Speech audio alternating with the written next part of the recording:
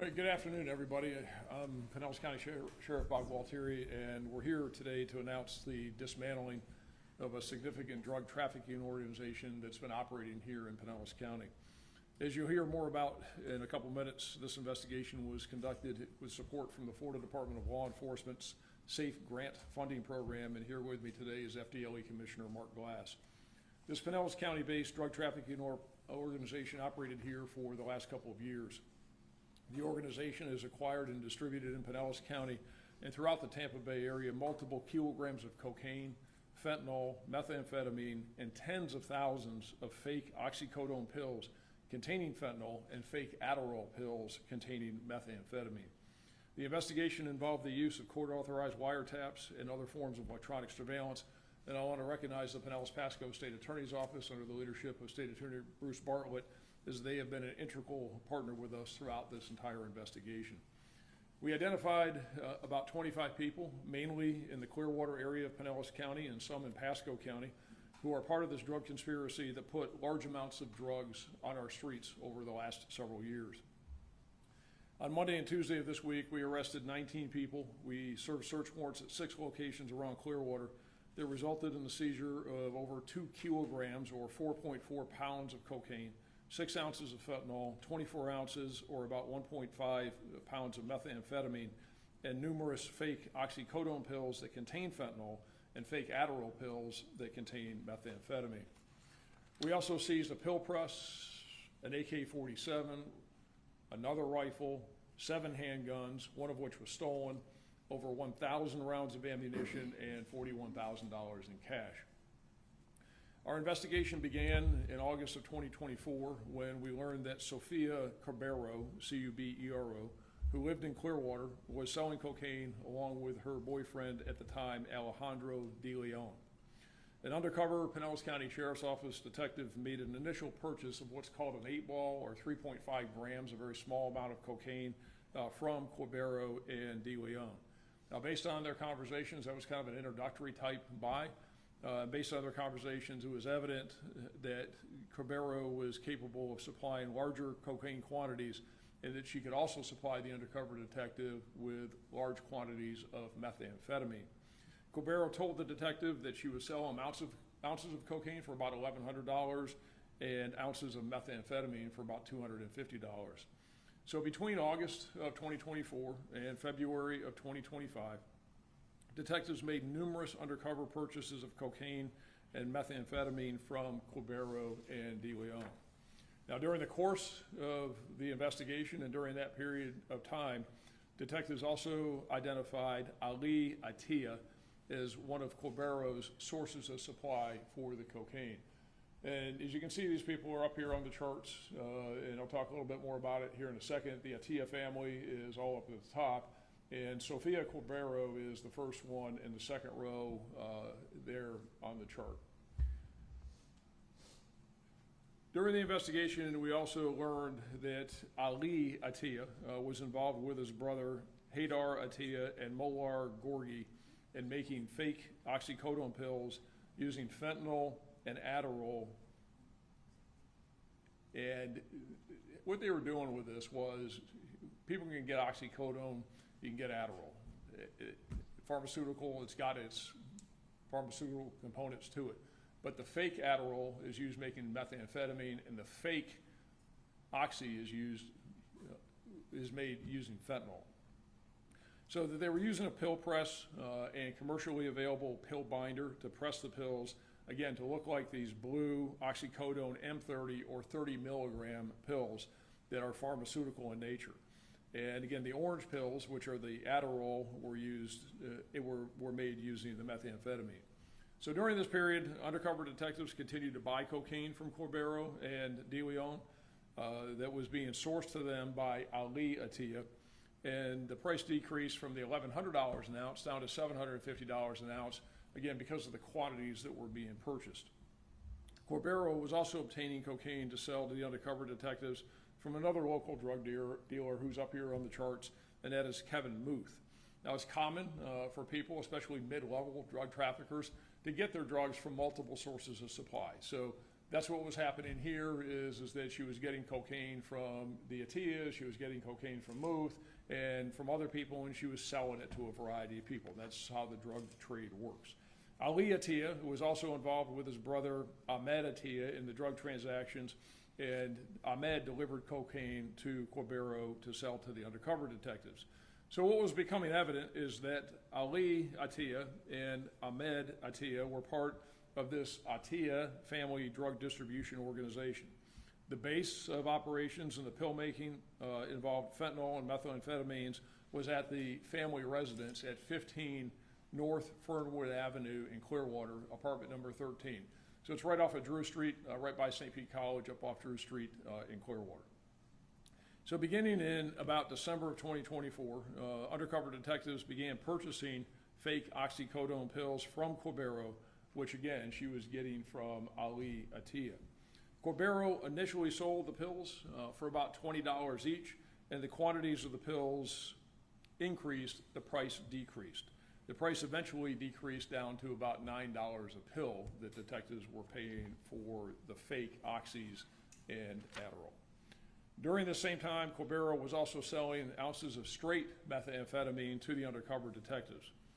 So what became obvious by early 2024 is that this entire Atia family, the people here at the top, which included the mother, Alam Rahim, the father, and I'm going to spell his first name, T-A-W-F-I-Q, and the last name is A-L-M-A-L-K-L-I, and the brothers, Ali Atia, Ahmed Atia, Haydar Atia, and Saif Atia, were operating this large-scale drug trafficking organization from this home on Fernwood Avenue in Clearwater. And again, they were selling kilograms of cocaine, pounds of methamphetamine, fake oxycodone that was really fentanyl, and fake Adderall that was really methamphetamine.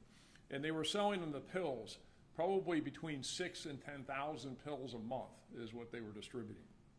Now, they all had their roles in this organization. Alam Rahim was kind of the chief executive officer, the CEO. She handled the business matters of the organization, told people what to do, and kind of was the ringleader or the orchestrator of it and directed their activities. Saif, who's up there at the top, and about the, looks like the fifth one over from the left as you're looking at the chart, is that he was the pill guy. He had the recipe for putting the pills together and pressing the pills. Haydar, he obtained the pill binder that Saif used to make the pills, and then he was also involved in distributing the drugs, as were most of the rest of the family members that are up there. The Atia family sold their drugs to, again, various mid-level drug traffickers who would sell them to others, including our undercover detectives. So some of the people that you see on these boards were arrested on Monday and Tuesday of this week, part of the ongoing investigation.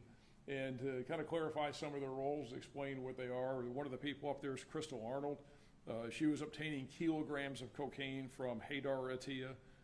Molar Gorgi, G-O-U-R-G-Y, who was obtaining cocaine, fentanyl, and methamphetamine and pills from Haydar and Ali Atia. And then Gorgi, he decided to be an entrepreneur all unto himself. He obtained his own pill press, and he used the Atia's pill recipe and began his own pill distribution organization. When we served search warrants at his home here in Largo off Ulmerton Road on Monday morning, he had numerous pills in a safe in his residence. So to sum up the investigation, undercover detectives made about 20 purchases of drugs from the Atia organization between August of 2024 and April of 2025. Detectives purchased about 1 pound of cocaine, about 2,200 fake oxycodone and Adderall pills that again contained fentanyl and methamphetamine. We arrested 19 people on Monday and Tuesday on 113 different drug charges, ranging from armed drug trafficking to simple possession of the drugs. Many of these people are facing minimum mandatory 25-year prison sentences in the Florida Department of Corrections. And with the exception of the parents, with the exception of Alam Rahim and Tolif Akamali, all of these people, every single one of them, have extensive criminal histories. They've been arrested multiple times before on drug trafficking charges, as well as many of them for being felons in possession of guns. And as you can see, we seized more guns, AR an AR-15 and handguns in this investigation today.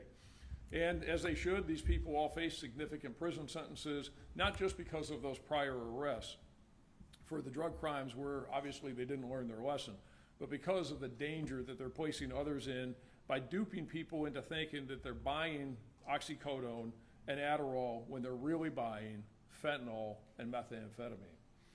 And as we know, fentanyl has caused the worst drug epidemic in the history of our country. It's 100 times more potent than morphine, 50 times more potent than heroin, and has literally caused the deaths of thousands of people across the United States. And that's why the Florida legislature has strengthened the penalties for fentanyl trafficking, and selling an ounce or more of fentanyl, in these cases, it's 4 grams or more, will result in a 25-year minimum mandatory sentence in state prison. And it's also the reason why the legislature and the state of Florida, through the Florida Department of Law Enforcement, has provided significant funding to local law enforcement agencies to conduct these investigations. And I'm going to turn it over now to FDLE Commissioner Mark Glass, who will talk more about the SAFE program and the state funding. Thank you, Sheriff. I appreciate it. First off, I just want to say that Sheriff Galtieri is one of the strongest partners in the state with us in this fight. And as this is the second time I've been here within a few short months that we have these press conferences showing the great work that the Pinellas County Sheriff's Office is doing to combat this epidemic and this problem in our communities. And Sheriff, I just want to say thank you to you and your detectives and your deputies that are out there fighting the fight every day. I'm FDLE Commissioner Mark Glass, and I just wanted to say that we at FDLE are here to support all our local law enforcement and our county law enforcement agencies. This is not one agency can do this. This takes all of us, and I've said this before. This takes you, the listener here watching this press conference. It takes you. The tips you give in, the things that you can call to give the tip lines to the sheriff's departments is crucial, because that one little tip you may give will uncover an operation like this. Now, the Florida SAFE initiative, Governor DeSantis brought that into fruition in 2023 with the legislation, and it was been one of the best, I will say the best in my time, best criminal justice program ever. And to kind of just to give you a little bit of stats on that, this is the second year we've done this, and we have a lot more stuff statewide in operations that are going on outside even Pinellas County that is happening. But all the stats you just heard the Sheriff Galtieri give, add them to what I'm about to tell you. So total seizures, we've seized 381 pounds of fentanyl in just about a year and a half, not quite 2 years. Over 57,000 fentanyl pills. And as you heard how everybody's getting these pill presses, and it makes it even more dangerous because somebody's thinking that they got grandmother's or somebody, family members' pill that they think is legit, and it's not. You have these yahoos doing what they're doing and not mixing it right, not being like a pharmaceutical company, and they're selling it, pawning it up to your kids and to other members in your community. We've had 482 pounds of cocaine seized. He just talked about the methamphetamine piece, 295 pounds of methamphetamine. Over $4 million seized, $4 million seized, and we have done already a total of over 1,500 arrests, 1,518 to be exact, and of course you got these to add to it. So 1,500 arrests in this type of operations. Now, what we provide with the SAFE program is to give law enforcement opportunities, whether it be overtime monies, whatever they need to combat this in your community. So we are thankful for the partnership, sir. And we thank you for your professionalism, and your folks here have been fantastic. But I will tell you, Pinellas County is really protecting Pinellas County and others outside of Pinellas County. The Tampa Bay area is one of the strongest partnerships we have, and I commend everything that goes on down here because it's been great. The sheriff here has been a fantastic partner, and Governor DeSantis and Attorney General Uthmeyer and our cabinet and our legislators are really paying attention to this type of effect that we're doing on the drug war, and this stuff here affects us all. Not one family is immune to this. Not mine, not yours. Not one family is immune to this. It all affects us. So please, thank you for your time, and also I want to really get back out there. Give a tip. If you have a tip, get it to your sheriff's department or your local police department so they can actually work it and run it. Okay? Thank you, Sheriff. I appreciate you. Anybody have any questions? there any way to tell the difference between a legit pill and one that these people made, or is it just where you get it from? Yeah, it's pretty hard because that's why they press them and they use the binders they do and they mimic the color. So what they were mimicking here was the M30 or the 30 milligram oxy pill, and they try and make it look like the legit oxy pill that you would get at a pharmacy, whether it's Walgreens, CVS, or wherever. And so it's hard, and that is really the danger of it, because people are addicted, and when they're addicted, they gotta get it from someplace. And sometimes people get addicted because they got it for legitimate reasons. They got a prescription for it, they get addicted, then they can't get off, and they're not getting more scripts, so they get it from the street. But there's the problem is that if you're using it according to how it's prescribed, that's one thing. But when you're using it, it's got fentanyl in it. And depends upon how they are mixing the fentanyl in and the quantities of fentanyl and the strength. That's where people end up dying with these pills. We've had problems over time where we've had people using pill presses and putting fentanyl in it, and people think they're getting A and they get B and they die from it. So it's really dangerous and it's very difficult. So the lesson on that is that if you need oxy or you need any type of pharmaceutical, get it from a pharmacy, don't buy it on the street. Can you talk a little more about this pill press? How often does this item pop up in these kinds of investigations, and what stood out to you about this one in particular? Well, this one in particular, I mean, you can see the pill press that's up there, in your top left. And when we served the search warrant there in Fernwood, they had it stuck up in the ceiling tiles. They were hiding it in there. We had heard from telephone conversations, as I mentioned, this case involved wiretaps and listening on phones, is at times they were hiding it in the backyard and they were burying it. There's really nothing super unique about it. It's an automated one, and they can crank out a lot of pills with it. They're becoming more common. You can get them off the internet, and the binding material you use for the pill, the color, the blue and the orange, you can buy that off the internet. So, and the other thing with this is it doesn't take a lot of fentanyl. So when you can get really overall, okay, the big scheme of things, you can get relatively small amounts of fentanyl, because when you mix it with that binder and it creates the pill, then you're getting larger quantities and you're able to distribute it. Now, the sad part for them is there's a lesson for people in this, is you own it by the weight. And because what the law says is that if it is 4 grams or more of, in this case, fentanyl or heroin or any of these other opioids where 4 grams is the threshold for a trafficking charge, is 4 grams of that or a combination or mixture thereof. So you can have a flake of fentanyl and the rest of it's all binder, you own the total weight. And this is where these people, and they should, because it's killing people. And going to state prison, and a lot of these people are looking at multiple 25-year minimum mandatories. 25-year minimum mandatory in the Florida Department of Corrections, as it shouldn't be, is not fun. But because of really the jeopardy they're putting others in and not caring, and there needs to be harsh consequences for it because of the threat to the public. You mentioned 3 locations in Clearwater, one house on Fernwood, and where else? So we served search warrants, a total of 6 search warrants. One of them was down here in Largo off of Almerton Road. That was Gorgie's residence. We served 2 on Dolphin Drive out in the Island Estates area of Clearwater. We had the one up off of Fernwood and another one down off of Harn Boulevard. So those are the locations that we serve search warrants at on Monday morning. No businesses. What's that? No business. No businesses. All residences and 1 storage unit. And you said they were also working in Pasco County, right?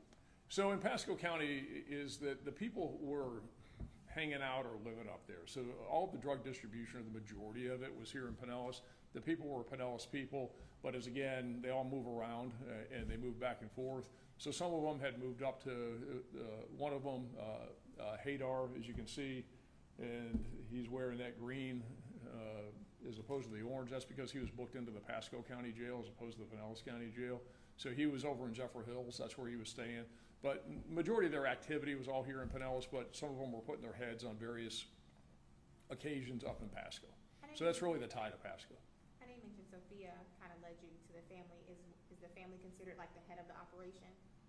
So say that again? I know you mentioned Sophia kind of brought you to the bigger traffickers. Right. Would you say the family is the the head of the organization? Yeah, so really here is Alam Rahim, who's the mom, is that she was the boss, as I said. You know, she's kind of the CEO. And Ali, he was selling dope to Sophia. And so we get into Sophia, we're buying dope from Sophia, and we do our investigation, we look at it. And so Sophia is the one that was getting dope from the Atias, but the Atias were also selling dope to a whole lot of people other than Sophia, because that's how it works.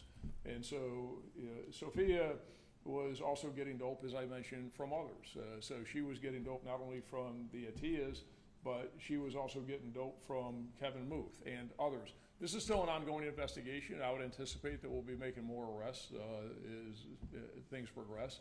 But yeah, Sophia is the one that we started the investigation with, and then we're able to identify the Atias based upon the investigation into Sophia Cabrera. You said the investigation started in August. Shortly thereafter, we had those two memorable hurricanes. Right. Your agency was taxed. You know, can you talk about the impact that those storms may have had on both their operation and your? Yeah, I mean, you know, I don't know. I can't speak to the impact that had on their drug distribution activity, other than, you know, I'm sure it, like everybody else, it slowed it down for a little while. But you know, the hurricanes really didn't impact us investigatively. We were able to get it done. Is there anything significant with the car, the white van? Well, so the car, which was seized up in Zephyr Hills, and it's the one that Hadar had, is that just shows you the cars that they were driving. But that car in particular was stolen out of North Miami Beach. It's a pretty hyped up Jeep, fast, and its original color was red. They painted it white, and we had to identify it by getting into the vehicle identification number in the gas tank, and then we were able to find out that it was stolen out of North Miami Beach. So it just shows the magnitude of these people are just criminals.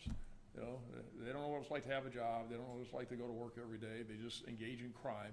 And again, look at the number of guns and all the other activity that they're into. So that car came out of North Miami Beach.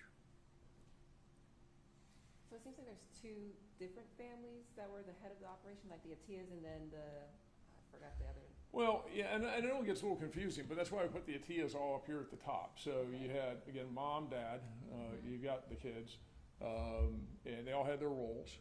Like Safe, who's over there, the fifth one over there, left to right for you, is that he pretty much stayed at Fernwood all the time, and he had the recipe for the pills, and he was the pill press guy. You know, whether he sold some, maybe occasionally, but he's pretty much the pill press guy. So they all are running the operation, getting the fentanyl to put it into the pills, getting kilos of cocaine, selling kilos of cocaine, selling meth, selling whatever drugs.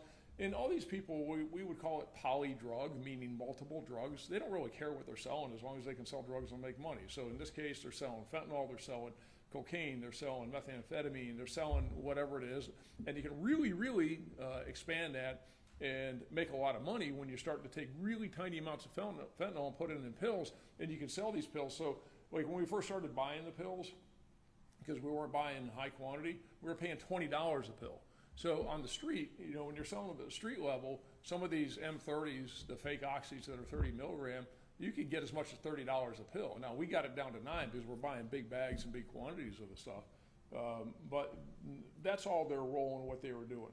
These people down here, some of them were getting drugs from the Atias. Some of them, in the case of, because he just was involved with it, Kevin Muth, is that he was a source of supply for cocaine to Sophia Cabrera.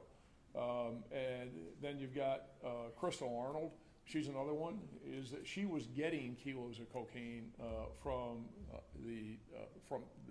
the Atias. So, you know, it's just a whole lot of people. It's what drug dealers do.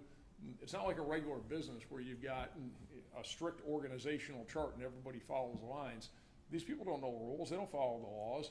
It's really what it comes down to is how many people do you know that you can get dope from, and how many people can you sell dope to, and how much money can you make? So it all gets squiggly lines back and forth because that's how they operate. You said the one guy had the pill press and he was making the pills. Is it illegal just to make the pills, or did he get arrested because he was selling them too? I mean, I don't know, I can't think of a reason, maybe there is, I don't know of one, why anybody would want to make pills. But I mean, simply, if you just wanted to get pill binder and, make a pill, you can, as long as it doesn't have a controlled substance in it, I guess you can make whatever you want. For what purpose, I don't know. But what makes it illegal is because of, obviously, the fentanyl and the methamphetamine and the controlled substances. No. All right, thanks, everybody. Appreciate it. Thank you.